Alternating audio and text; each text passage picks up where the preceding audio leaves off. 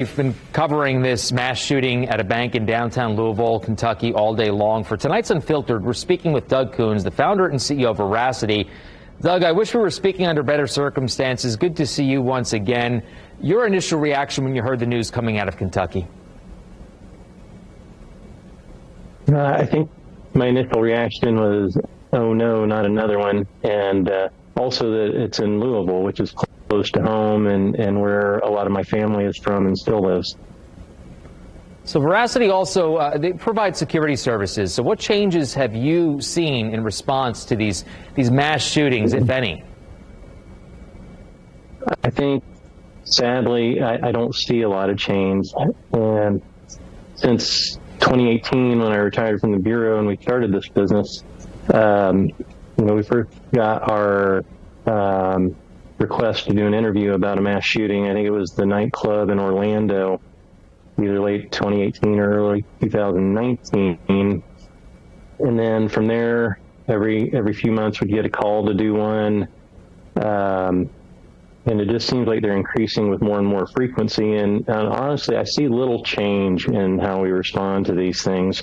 It happens, we talk a lot about it for a little while, and we quickly forget until the next one happens, and that same cycle repeats. So it's very concerning. So what changes would you recommend for businesses, for schools, really any place? Yeah, any place is the key here. We've seen it in schools. That seems to get the most attention. We've seen it just out in the open in Las Vegas at the concert. Chicago out in the open at a parade. We've seen it in hospitals, workplaces here in Indianapolis at the FedEx building.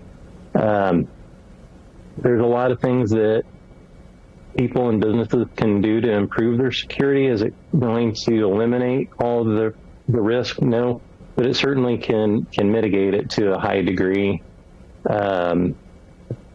If nothing's changing, all you can do is a business owner or an employee or this person out shopping is to try to improve your awareness, your own security, and things like that.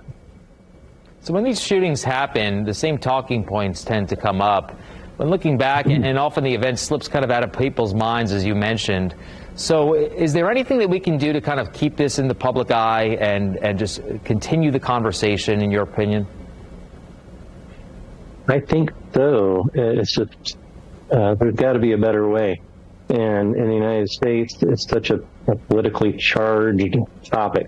The gun rights people and the anti-gun people, and they just don't budge. But there's a lot of smart people, good people, that need to get their heads together and come up with something, because the only thing we can't do is nothing moving forward, even if it's just baby steps along the way. There's got to be things we can do to improve what responsible gun ownership means. Now, I don't have any problem with gun ownership, but where I tend to have issues are that pretty much anyone, as long as you don't have a criminal record, can go to a store, buy pretty much whatever's commercially available, and take it home. There's no training required, no licensing required in Indiana, no permits.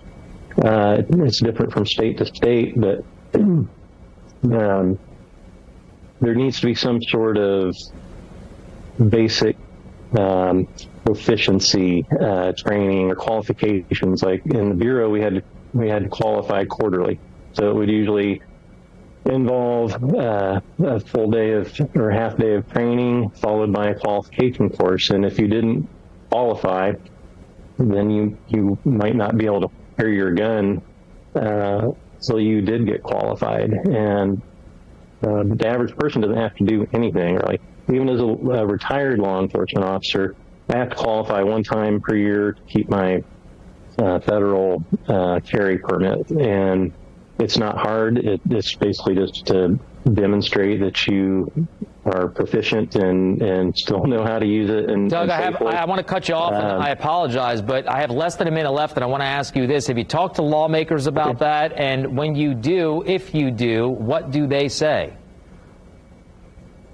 I have not talked to lawmakers. I wrote an article that was in the IBJ a while back about the topic, and I know that ISP Superintendent Doug Carter was very vocal against the permitless carry law that was signed, I think, earlier this year or last year. And, those are conversations we need to have, and people need to not only talk but listen. I don't think we always listen. And there's probably some good ideas out there if we could just put our heads together and come up with a solution.